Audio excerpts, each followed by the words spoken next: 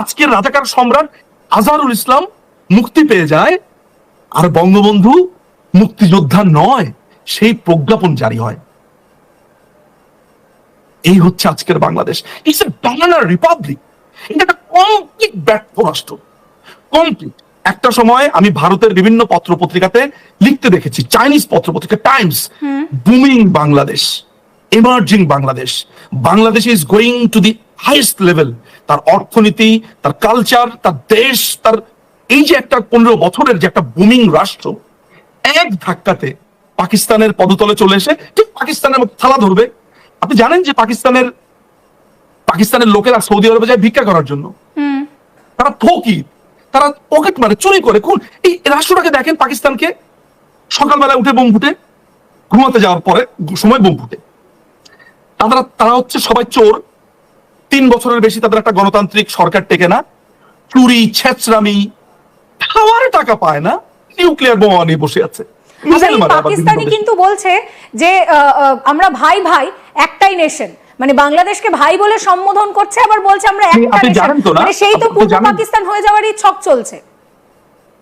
ওদের একটা প্রবাদ আছে, there goes a maxim, do you know about this, যে চোরে চোরে মাসতুতো ভাই?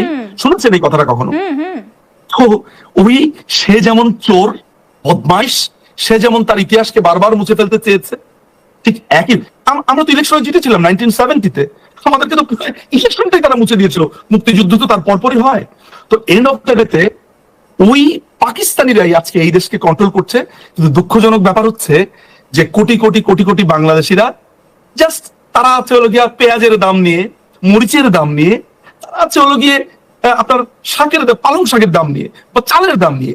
যেই রাষ্ট্রের পাছা পিটিয়ে লাল করে দেওয়ার পর, তার জামা কাপড় খুলে দেওয়ার পরে সে মনে করে, আমি আপনাকে একটা জোকস বলি, এক চোরকে ভরা মজলিসে পেটানো হলো, তার প্যান্ট খুলে দেওয়া হলো, তাকে কানে ধরানো হলো, তার মাথার চুল চেয়েছে, তাকে ঘোল ঢেলে দেওয়া হলো।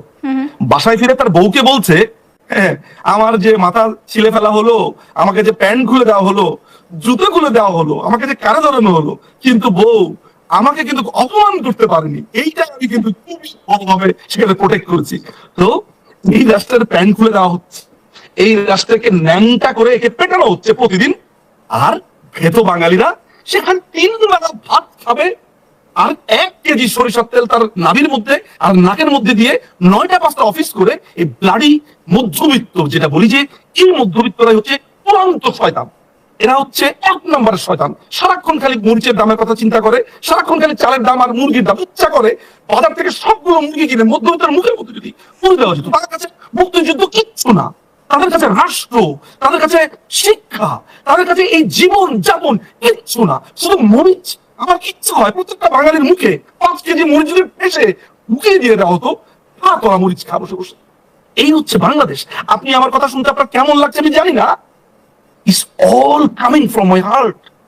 I am tearing apart. It's all gone. All hope is gone. এই রাষ্ট্র, এই বাংলাদেশ শেষ।